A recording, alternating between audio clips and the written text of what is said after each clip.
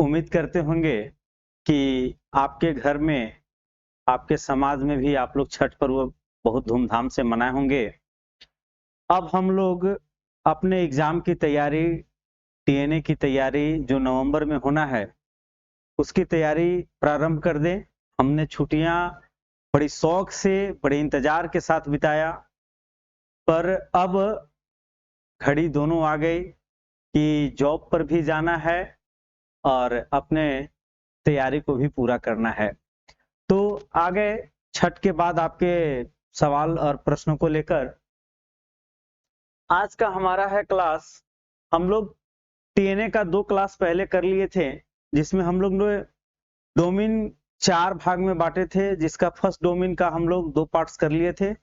आज first domain का part number 3 है और हमारा आज का क्लास होगा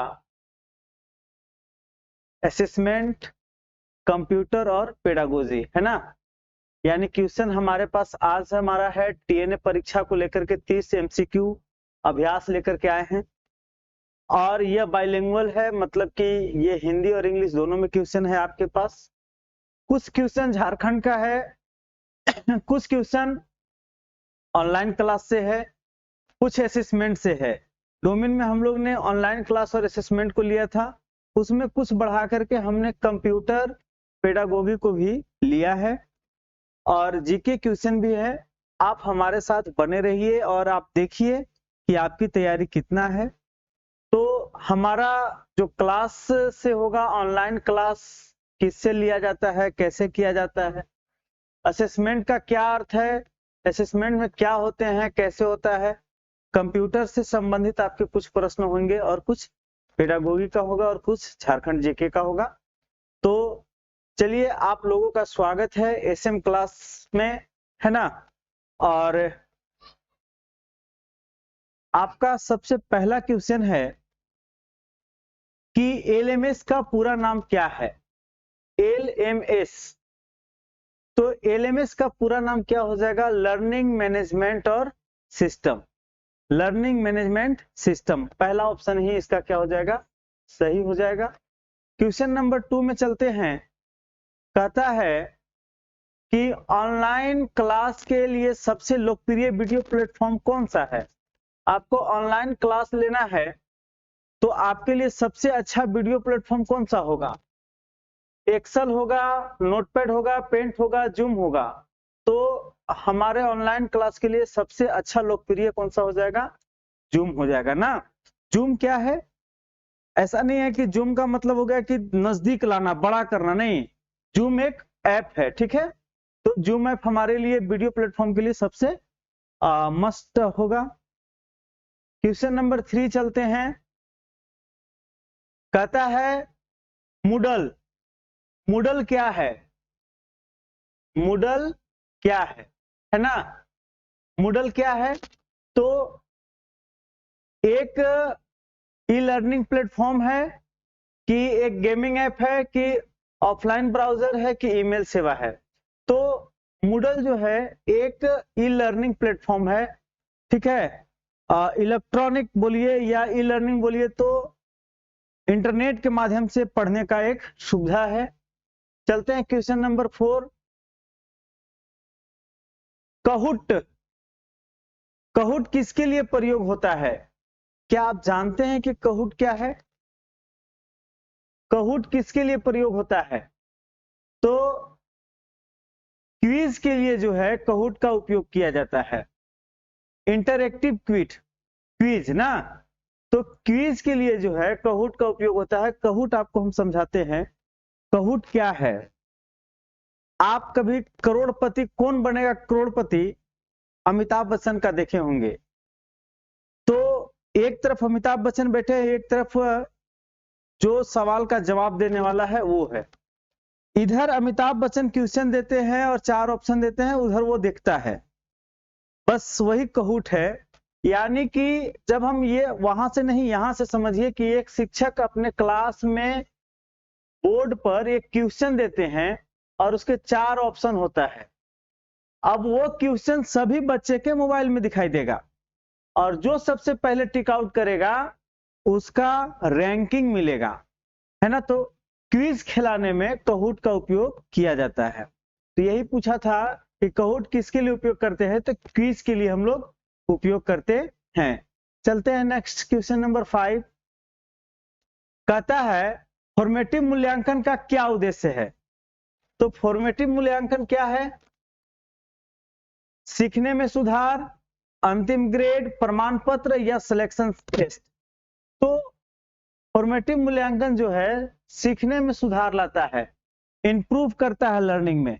फॉर्मेटिव मूल्यांकन आपको समझाएं, यह पेडागोजिकल सवाल हो गया, आप बात को समझिएगा।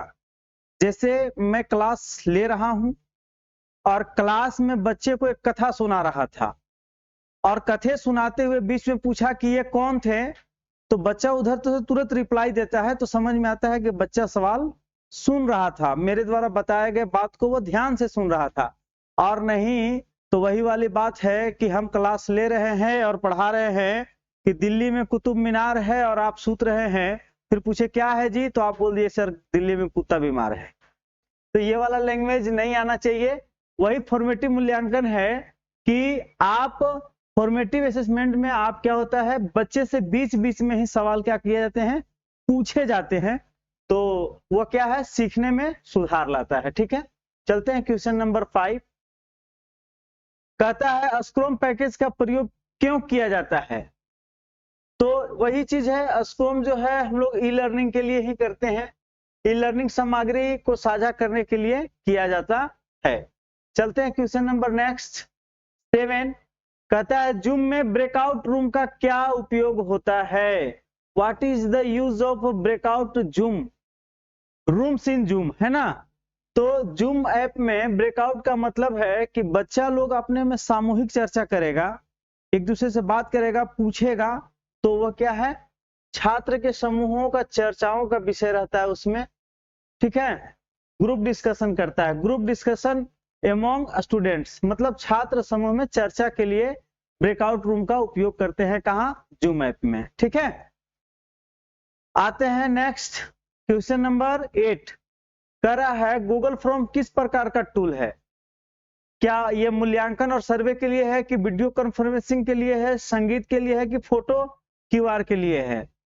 तो गूगल फॉर्म्स का उपयोग हम लोग कहां करते हैं, तो असेसमेंट और सर्वे टूल्स में करते हैं ना।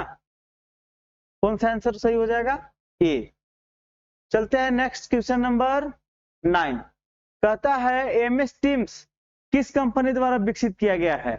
तो माइक्रोसॉफ्ट के द्वारा किया गया है, इसका आंसर कौन सा हो जाएगा, ए ना। एमएस टीम किस कंपनी द्वारा है, माइक्रोसॉफ्ट के द्वारा है। नेक्स्ट, रूबिक का क्या उद्देश्य है। रूबिक आप लोग जानते हैं, ये पेडागोजिकल सवाल हो गया। रूबिक का क्या उद्देश्य है, मूल्यांकन, प्रश्न पत्र, फोटो या विषय। तो इसमें मूल्यांकन को मापा जाता है कुछ में, रूबिक में। ठीक है, आते हैं क्वेश्चन नंबर नेक्स्ट 11। कहता है सीपीयू का पूरा नाम क्या है। अब यहां से आपका सवाल कंप्यूटर बेस्ड हो गया। ठीक है, कहता है, और इसके पहले जो हमारा 10 सवाल था वो किससे था, तो वह क्लास, ऑनलाइन क्लास से रिलेटेड था। ये 10 सवाल किससे हो जाएंगे, कंप्यूटर बेस्ड से हो जाएंगे। ठीक है, कह रहा सीपीयू का पूरा नाम क्या होता है। तो सेंट्रल प्रोसेसिंग यूनिट, देखिए सब में सी है, सब में पी है और सब में यू है, सीपीयू सीपीयू सीपीयू सीपीयू, है ना। तो सेंट्रल प्रोडक्ट यूनिट नहीं, सेंट्रल प्रोडक्ट नहीं होता है, प्रोसेसिंग होता है, सेंट्रल प्रोसेसिंग यूनिट, है ना। तो यहां सेंट्रल नहीं है, तो देखिए कंट्रोल है, तो यहां ये नहीं होगा। कौन सा हो जाएगा, सेंट्रल प्रोसेसिंग यूनिट, यानी ऑप्शन नंबर ए ही हमारा सही हो जाएगा। क्वेश्चन नंबर 12 चलते हैं। कीबोर्ड में फंक्शन की कितने होते हैं। तो कीबोर्ड में फंक्शन की कितने होते हैं, 10, 12, 15, 8। तो कौन सा हम लोग कर देंगे, 12। फंक्शन कीज आप लोग जानते होंगे, जिसमें आप कीबोर्ड देखते होंगे, कीबोर्ड में लगभग 109 से 120 की बटन होता है। ठीक है, तो वो क्या होता है, फंक्शन की जो लिखा हुआ रहता है F1, F2, F3, इसी को फंक्शन की बोलते हैं। ये कितने बटन होते हैं, तो ये 12 बटन होते हैं। चलते हैं क्वेश्चन नंबर नेक्स्ट 13। कहता है रोम का क्या क्या क्या कार्य है। तो यह एक अस्थायी मेमोरी है, अस्थायी मेमोरी है, डेटा स्टोरेज है या ग्राफिक डिजाइन है। अब देखिए यहां पूछता है कि रोम का क्या कार्य है, कार्य क्या है, और यहां पूछता है कि वो क्या है। तो देखिए रोम एक अस्थायी मेमोरी है, ठीक है, लेकिन कार्य क्या है, तो ये तो रिटेन वाला सवाल हो गया। तो इसका रैम कैसा है, रोम क्या होता है, ये बोल के ठीक था, उसके हिसाब से कहा जाएगा यह एक अस्थायी मेमोरी है ना। चलते हैं क्वेश्चन नंबर 13। पीडीएफ का पूरा नाम क्या है।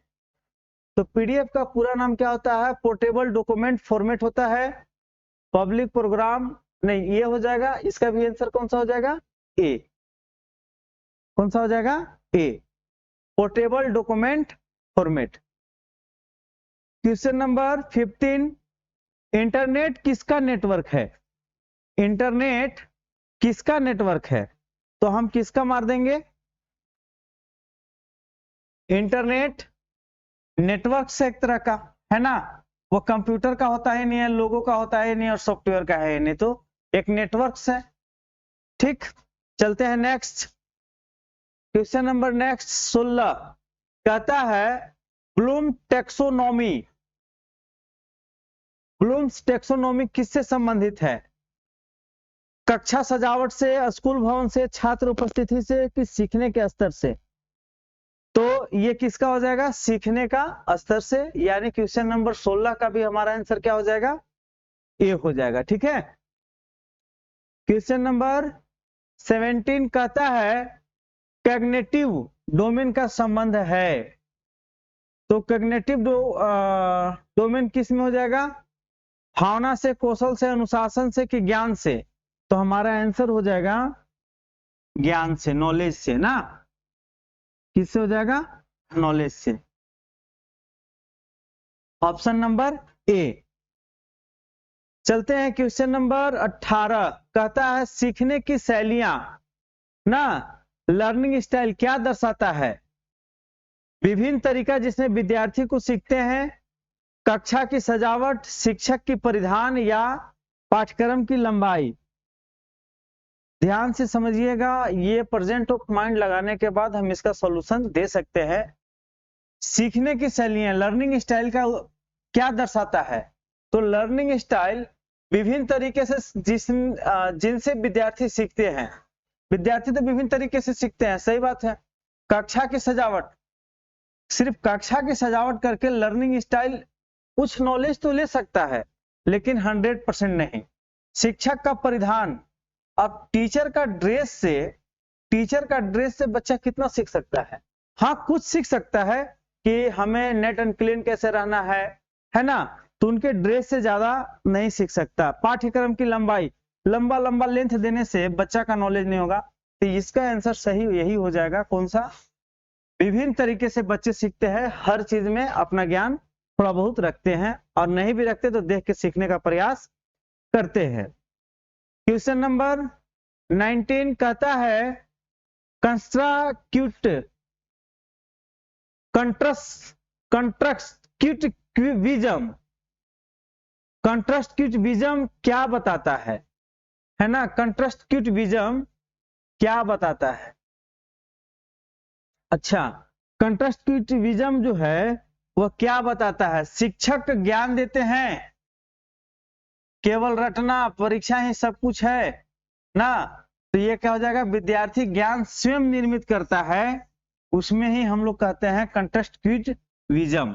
ठीक है, नेक्स्ट 20 कहता है मूल्यांकन में समेटिव का अर्थ क्या है। अच्छा, मूल्यांकन में समेटिव का अर्थ क्या है, अंतिम मूल्यांकन की सीखने का दौर मूल्यांकन, डायग्नोस्टिक टेस्ट की साक्षात्कार। तो देखिए इंटरव्यू भी इसका नहीं होगा, है ना, ये भी लास्ट में ही आता है, लेकिन ये नहीं होगा। सीखने के दौरान, इसको तो हम लोग अभी तुरंत पढ़े कि सीखने के दौरान क्या बोलेंगे, फॉर्मेटिव, और अंतिम में जो करते हैं उसको क्या बोलते हैं, फाइनल असेसमेंट, यानी कि सिमेटिव किसको बोलेंगे हम लोग, अंतिम मूल्यांकन। और बीच में जो पूछते पूछते हम लोग मतलब कहानी बता रहे थे और बीच में ही पूछेंगे उसको क्या बोलेंगे, अभी जस्ट हमने पिछले क्वेश्चन में आपको बताया था। ठीक है, क्वेश्चन नंबर 21। अब हमारा क्वेश्चन किससे रिलेटेड मिलेगा, झारखंड से। झारखंड राज्य का गठन कब हुआ था। देखिए ये क्वेश्चन एकदम एग्जाम में आने की संभावना है, क्योंकि इसी समय कुछ आगे पीछे आपका एग्जाम का तारीख है, तो हो सकता है कि झारखंड राज्य का गठन कब हुआ था, ये आपके प्रश्न आपके हो सके। तो हम लोग जानते हैं कि कब हुआ था, 15 नवंबर 2000, है ना, बिरसा मुंडा के जन्मदिन पर रखा गया था। इनका गांव कौन सा था, उलिहातू था। आते हैं नेक्स्ट, झारखंड की राजधानी कौन सी है, तो कहां हो जाएगा, ऑप्शन ए ही हो जाएगा, रांची ना। क्वेश्चन नंबर 23, झारखंड का कौन सा जिला स्टील सिटी कहलाता है। Steel city, Ranchi smart city हो जाएगा, है ना, तो कौन सा आंसर हो जाएगा, जमशेदपुर। ए ऑप्शन सही होगा। झारखंड का कौन सा जिला स्टील सिटी कहलाता है, तो option number A Jamshedpur. Next सवाल है, झारखंड का राज्य पशु कौन है, तो झारखंड का राज्य पशु कौन सा हो जाएगा, हाथी, एलिफेंट।